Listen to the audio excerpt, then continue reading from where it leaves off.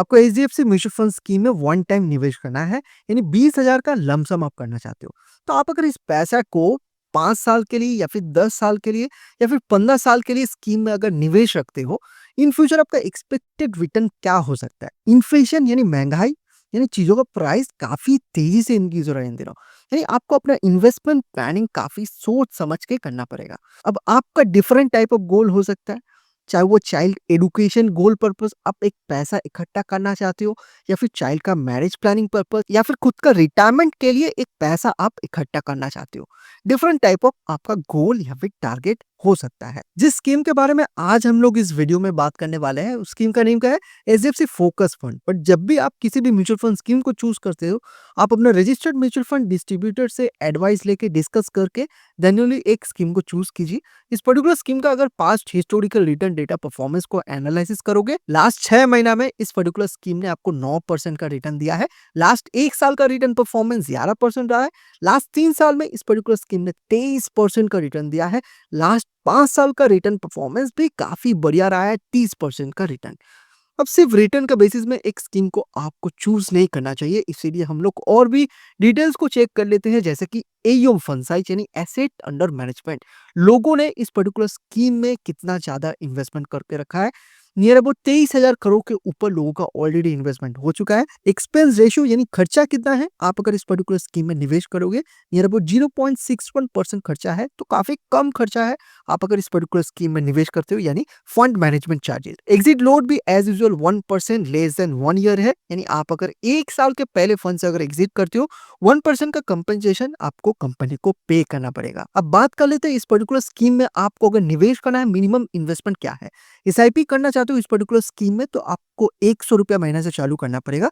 अगर लमसम भी करना चाहते हो, इधर भी आप 100 रुपया से वन टाइम निवेश कर सकते हो, जो कि काफी सस्ता है as compare to other schemes in the market. Next हम लोग डेमो इन्वेस्टमेंट स्ट्रेटेजी को डिस्कस कर लेते हैं, यानी आप अगर इस स्कीम में निवेश करोगे, इन फ्यूचर आपका एंटिसिपेटेड रिटर्न क्या हो सकता है।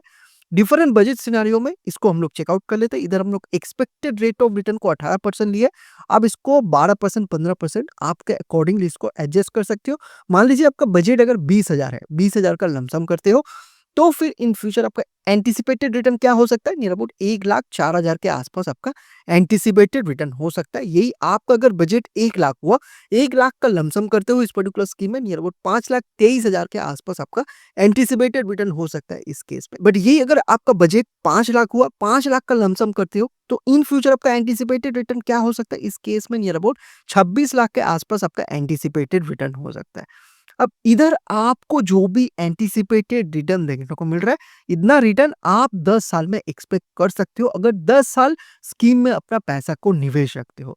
बट यही अगर आपको अगर इस रिटर्न को और भी इंक्रीज करना है, बिकॉज़ आप इधर एक चीज़ को नोटिस कर रहे हो कि जो भी आपका एंटिसिपेटेड रिटर्न बन रहा है, उतना ज़्यादा नहीं बन रहा है। तो फिर आपको अगर रिटर्न को और इंक्रीज करना है, तो फिर क्या सॉल्यूशन है? आपको अपना स्ट्रेटेजी को थोड़ा-सा बदलना पड़ेगा। यानी लॉन्ग टर्म स्ट्रेटेजी को हम लोग डिस्कस कर लेते हैं। यानी आपका रिटर्न में कितना ज़्यादा डिफरेंस आएगा as compared to short term strategy में जब आप निवेश कर रहे थे, इसको हम लोग चेकआउट कर लेते हैं वन बाय वन।